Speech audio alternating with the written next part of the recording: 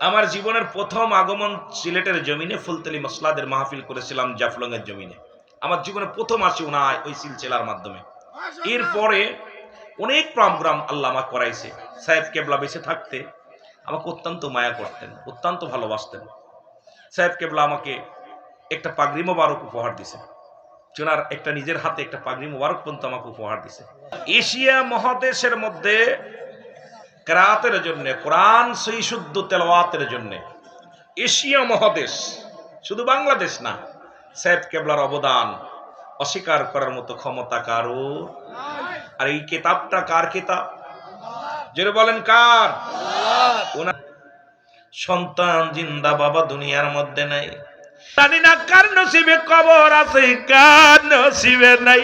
কে যেন আগুনে পুড়ে মারা যাব, কে যেন হাঙ্গর কুমিরে খাবে রে, কারলার যেন দুনিয়ার পশু পাখিতে খাবে। রব্বে কারীম, আয় হায়, চেয়ারের জন্য কত ফালাফালি করতেছি, কিন্তু আমার জিন্দেগি তো আমার দাম নাই। মরা পরে কাপড়টা নিজেরটা হরতাম, এইটাও ক্ষমতা নাই। জোরে কোন ঠিক কিনা? যে দেশে গেলে মানুষের হিসাব হয়, যে দেশে গেলে মানুষের বিচার হয়, যে দেশে গেলে মানুষ আর কোনোদিন ফিরে আসে না, সেই দেশের মানুষের জন্য দোয়ার মাহফিল, সেই দেশের মানুষের জন্য মাগফিরাতের মাহফিল। কারণ শাহজালালের পুণ্যভূমি, ফুলতলি মাসলাদের পুণ্যভূমি, শাহপরানের পুণ্যভূমি। এই সিলেট ভূমিটা অত্যন্ত দামি ভূমি, আপনারা বোঝেন নাই। মায়ের কোলে জন্ম নিয়ে মাকে এখনো চিনতে পারেন নাই। অসংখ্য আল্লাহর ওলি শুয়ে আছেন, যাদের কথা আল্লাহ তাআলা কুরআনুল কারীমের মধ্যে সূরা ইউনূসের মধ্যে 11 নম্বর পারা 62 নম্বর আয়াত আল্লাহ নিজেই ঘোষণা করেন, আলা সাবধান ইন্নানিসালা ইন্নাউলিল্লাহি, আল্লাহর তরফ থেকে যারা ওলি হয়, লা নাই খাউফুন শব্দের অর্থ ভয়, ওরা যদি অবস্থান করে হুমদের উপরে হেজানুন, তাদের কোনো চিন্তা নাই, ভাবনা নাই।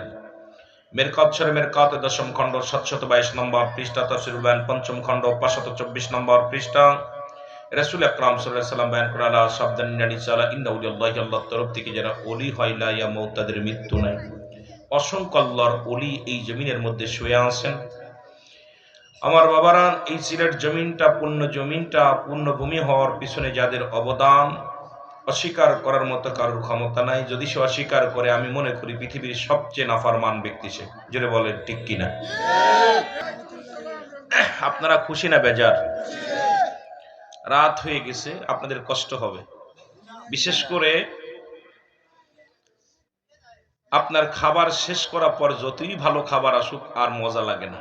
পেটটি ভরে গেলে, আমাদের দেশে একটা প্রবাদ বলে, খোদায় চেনে না পান্তা ভাত, গমে চেনে না শ্মশান ঘাট। তো খোদা যখন লাগে এটা সবকিছুই ভালো লাগে। খোদা যখন নিবারণ হয়ে যায়, ভালো কিছু আসলো আর চাহিদা মিটে গেলে আর মন চায় না। জোরে বলেন ঠিক কিনা? তা আসলে এমন একটা সময়, এখন ঘুমও আসছে, খোদাও লাগছে, ঘুমও আসছে, খোদাও লাগছে। আপনাদের জন্য সুন্দর তাবারকের ব্যবস্থা আছে, তাবারক নিয়ে যাবেন। তাবারক যেটা আপনারা সিন্নি বলেন না কি বলেন? এক দেশের গালি এক দেশের বলি। আমার বাড়ি মাগুরায়, খুলনা বিভাগ, ঢাকা থেকে 250 কিলো দূরে। আর আপনাদের এলাকার ভাষা আমি ভালো বুঝিও না, আঞ্চলিক ভাষায় কথা বললে আমার বুঝতে কষ্ট হয়। আমার ভাষা আপনারা বুঝবেন, এই কারণে আমি আমার আঞ্চলিক ভাষা নয়, আমি সাধু ভাষা, বইয়ের ভাষা আমি ব্যবহার করার জন্য চেষ্টা করব, যাতে করে আপনাদের শিক্ষিত সমাজ, পুরো সমাজটাই বুঝতে পারে। একটা হলো জমলায়ে খবরিয়া, একটা জমলায়ে হিংসা। জমলায়ে খবরিয়া বক্তা মনের ভাব প্রকাশ করলে শ্রোতা সহজেই বুঝতে পারে, এটাকে জমলায়ে খবরিয়া বলে। জমলায়ে হিংসা, বক্তা মনের ভাব প্রকাশ করলে শ্রোতা কোনো কিছু বুঝতে পারে না। ইয়েস, নো, ভেরি গুড, কথা বুঝেননি? এই আর কি, ইত্যাদি ইত্যাদি। এখন আমিও চেষ্টা করব শালীল ভাষায়, সুন্দর ভাষায় কথা বলার জন্য। আল্লাহ রাব্বুল আলামিন যেন তৌফিক দান করে, সকলে বলুন আমিন। সবচেয়ে বেশি খুশি হয়েছি, কে বা কার জন্য কান্দে? একমাত্র রহমতের নবী, কুল কায়নাতের নবী, রাহমাতাল লিল আলামিন, যিনি কেঁদে গেছে গোটা কুল কায়নাতের জন্য, উম্মাতের জন্য। জোরে বলেন মারহাবা। আর একটু জোরে, আস্তে, আওয়াজ মনে হলো না। নবী বলতেছেন, হায়াতি খায়রুল লাকুম, আমার হায়াতের জিন্দেগিটা আমার উম্মাতের জন্য কল্যাণ স্বরূপ। জোরে বলেন না মারহাবা। আরো জোরে বলেন মারহাবা। রাসূল আসছে গোটা কুল কায়নাতের জন্য। যত নবী আসছেন কেউ মহল্লার জন্যে, কেউ একটা এলাকার জন্যে, কেউ একটা বিভাগের জন্যে, কিন্তু রহমতের নবী রাহমাতাল লিল আলামিন আসছে গোটা কুল কায়নাতের জন্যে। জোরে বলেন মারহাবা। আওয়াজ এইভাবে নবীর প্রশংসা শুই না, আওয়াজ এই পাশে জোর আছে এই পাশে জোর নেই, কারণটা কি বুঝলাম না। নবীর সাথে কোনো দুশ্মনী আসেনি? দুশ্মনী আছে? আমার লগে আছে? আওয়াজ নেই। আমার লগে আছে? আমার ভাষা বুঝতেছেন? তাহলে কথা বলবেন। জিও জিও বলতেছেন তো আমরা মানে জি বুঝতেছি, একটু জোরে বলবেন। আল্লাহু আকবার বলেন। আমার জীবনের প্রথম আগমন সিলেটের জমিনে ফুলতলি মসলাদের মাহফিল করেছিলাম জাফলং এর জমিনে। আমার জীবনে প্রথম আসি ওনার ওই সিলসিলার মাধ্যমে। এরপরে অনেক প্রোগ্রাম আল্লাহ আমাকে করাইছে। সাহেব কেবলা বেঁচে থাকতে আমাকে অত্যন্ত মায়া করতেন, অত্যন্ত ভালোবাসতেন। সাহেব কেবলা আমাকে একটা পাগড়ি মোবারক উপহার দিছে। ওনার একটা নিজের হাতে একটা পাগড়ি মোবারক পর্যন্ত আমাকে উপহার দিছে। সুতরাং এই জমিনের মধ্যে আমি গুনাহগার, দূর থেকে আসার পর আমাকে মাথায় হাত বোলাইছে, ভালোবাসছে। আজকে উনিও নাই, তবে শরিয়াতে নাই, হাকিকতে আমরা তাকে দেখতে পাই। জোরে বলেন ঠিক কিনা? বিশ্বাস হয় কার কার? বিশ্বাস হয়? আর উনি খালি বাংলাদেশ নয়,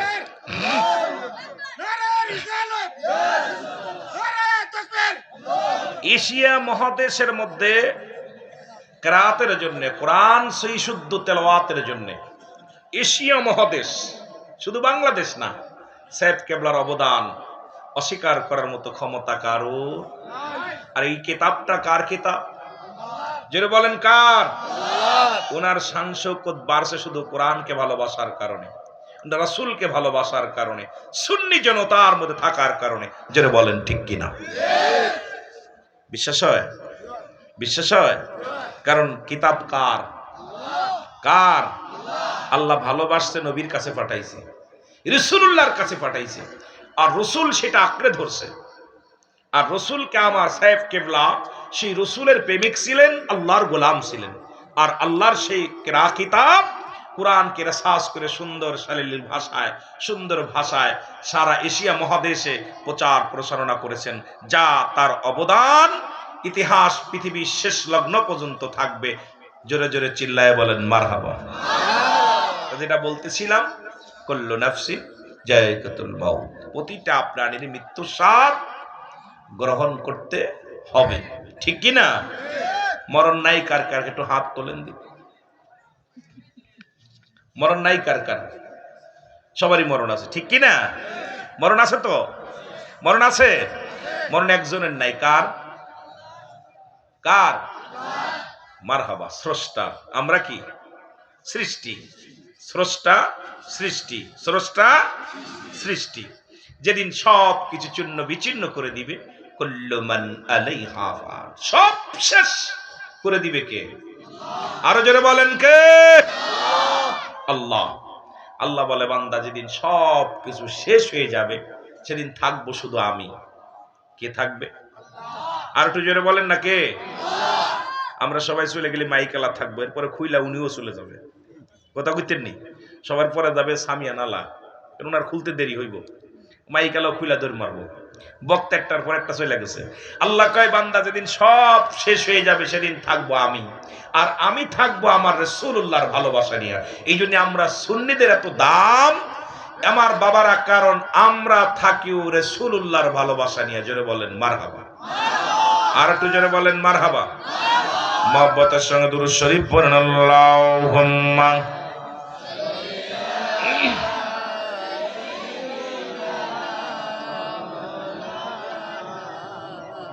ওয়ালা আলি সাইয়্যিদিনা। এ ভাইরা আমার, বন্ধুরা আমার, রব্বুল আলামিন দিয়া আজুল জান্নাহ বেহেশতের বাগান, আজকের এই জান্নাতের বাগানে আসার মতো, বসার মতো সুযোগ দান করল। এ সময় কত মানুষ জেলখানায়, কত মানুষ হাসপাতালে, কত মানুষ মৃত্যু শয্যায় সজ্জিত। রব্বুল আলামিন হাসপাতালে নেন নাই, জেলখানায় নেন নাই, সুন্দর পরিবেশ এই জান্নাতের বাগানে বসার মতো সুযোগ দান করলাম, সেই রব্বি কারিমের দরবারে শুকরিয়া আদায় দরকার আছে কিনা? কারণ এই পৃথিবীর মধ্যে আসার একটা সিরিয়াল আছে গো, যার কোন সিরিয়াল নাই। পৃথিবীর মধ্যে আসার একটা সিরিয়াল আছে, যার কোন সিরিয়াল নাই। দেখা যায় বাবা জিন্দা, সন্তান দুনিয়ার মধ্যে নাই, সন্তান জিন্দা, বাবা দুনিয়ার মধ্যে নাই। কিবা কার জন্য কান্দে রে? আজকে এলাকাবাসী ও মুসলমান শোনো, এই মনোহরপুর গ্রামের মানুষগুলো বড় ধন্য রে। যে দেশে গেলে মানুষের হিসাব হয়, যে দেশে গেলে মানুষের বিচার হয়, যে দেশে গেলে মানুষ আর কোনোদিন ফিরে আসে না, সেই দেশের মানুষের জন্য দোয়ার মাহফিল, সেই দেশের মানুষের জন্য মাগফিরাতের মাহফিল। কারণ মানুষ যখন মারা যায়, ও মুসলমান, 7টা হক তার উপরে দায়িত্ব থেকে যায় যারা দুনিয়ার মধ্যে জিন্দা থাকে। তার মধ্যে এক নাম্বার হলো তাদের জন্য সব রেশানি করা, তাদের জন্য মাগফিরাত কামনা করা। আজকে কইতেন মনে আপনাদের কেউ মরে নাই, দোয়াও করতেন না, মাগফিরাতও করতেন না। কমিটি দায় ঠেকছে, এই জন্য মাগফিরাত কামনাতে মাহফিল দিছে। এ ভাই, আপনার আব্বা আপনার মা মারা গেলে তাদের জন্য যেগুলো করণীয়, তার মধ্যে 1 নাম্বারই হলো মাগফিরাত কামনা করা, 2 নাম্বার তাদের জন্য সব রেশানি করা। কি সুযোগ একটা আজকে এসছে, আপনার আব্বা মা কবরে শুয়ে আছে, তাদেরকে কিছু দেওয়ার দরকার আছে কিনা? আরো জোরে বলেন, আছে কিনা? বন্ধুগণ আমার, গভীর মনোযোগ। যে কথা বলতেছিলাম, পৃথিবীর মধ্যে আসার সিরিয়াল আছে, যার কোনো সিরিয়াল নাই।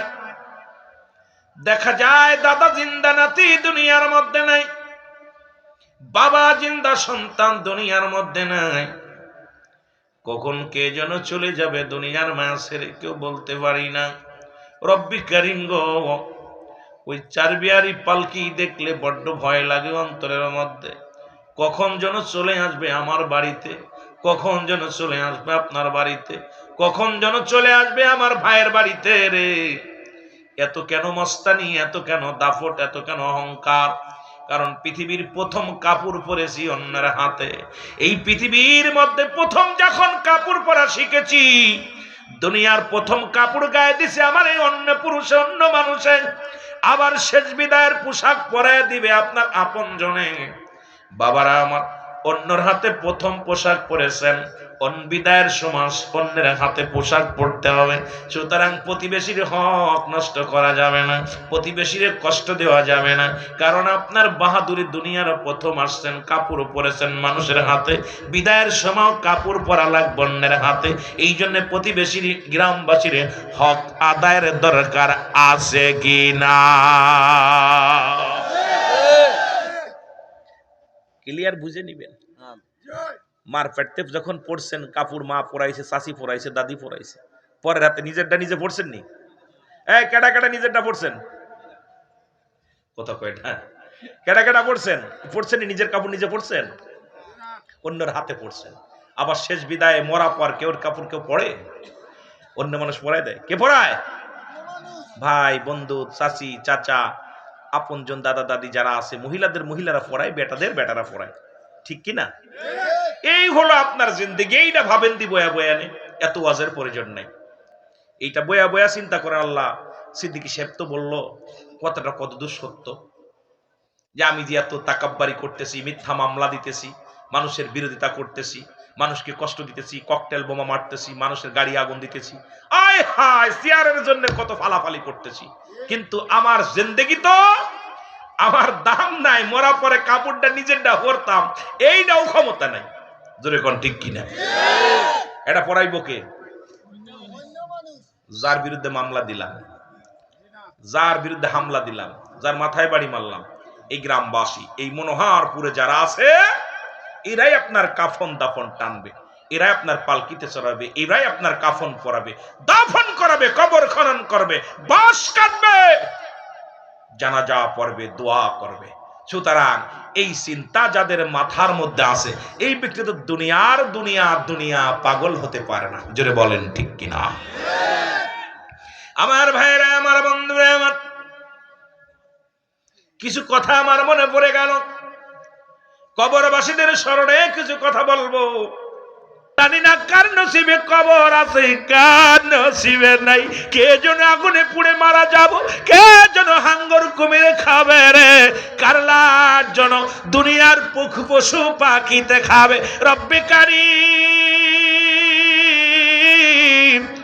যেহেতু আমাদের দ্বিতীয় ঠিকানা হলো কবরে আল্লাহ, ওই কবর যেন আমাদের আসান হয়, কবরে যেন শান্তি পায়, ওই কবরে যেন আমরা সুখে থাকতে পারি। আল্লাহ, এই মুর্দা গানের ইসালে সবের মাহফিলে বসে কান্দি।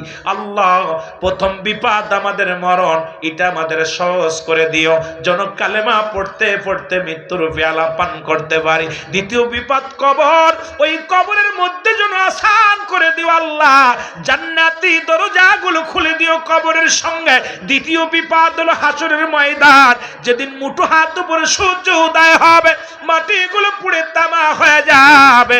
আল্লাহ, ওই হাসরের ময়দানে দয়াল নবীর উম্মত বলে স্বীকৃতি আল্লাহ আমাদের দিয়ে দিও, ডান হাতে আমলনামাটা দিয়ে দিও। সেদিন যেন আল্লাহ হাসরের ময়দান সব মানুষ বলবে ইয়া সালিম, ইয়া সালিম, নিরাপত্তা দাও, নিরাপত্তা দাও। আল্লাহ, সেদিন যেন আমাদের তুমি আমার নবীর ছায়া পায়, সেদিন যেন তোমার আরশ মহল্লার নিচে একটু ছায়া পায় গো আল্লাহ। হাসরের ময়দানে বিচারের কাঠ গড়ায় দাঁড়া করে লজ্জা দিও না আল্লাহ। আমরা সুন্নি জনতা নবীর প্রেমিক বলে হাসরের ময়দানে আমাদেরকে একটু দয়া করো আল্লাহ। ওই হাসরের ময়দানে রে আল্লাহ, যেদিন মানুষগুলো মসজিদ বলে গলে গলে খাম ঝরবে রে, হাঁটু পানির মধ্যে সাঁতার কাটবে, গলা পানির মধ্যে সাঁতার কাটবে রে, ওদিন আল্লাহ, ওই কঠিন দিন হাসরের ময়দানে আল্লাহ আমাদের জন্য নাজাতের দরিয়া বানায় দিও মাহফিল খানা। আজকে যারা এই মাহফিলে বসেছি রব্বে কারীম, অনেকেই আল্লাহ পীর ভক্ত মানুষ, অনেকেই আল্লাহ ওলি আল্লাহ প্রেমিক মানুষগুলো আল্লাহ ওলি আল্লাহর খাতিরে, সিলেটির খাতিরে গো আল্লাহ, ফুলতুলি সাহেব কেবলার খাতিরে, শাহজালালের খাতিরে, শাহপরানের খাতিরে, খাজা ফরিদপুরের খাতিরে, তামাম পৃথিবীর মধ্যে মুসলমান শাহ মখদুমের খাতিরে, এই বদরপুরের খাতিরে রব্বে কারীম আমাদের হাসরের ময়দানটা আমাদের সহজ করে দিও গো আল্লাহ।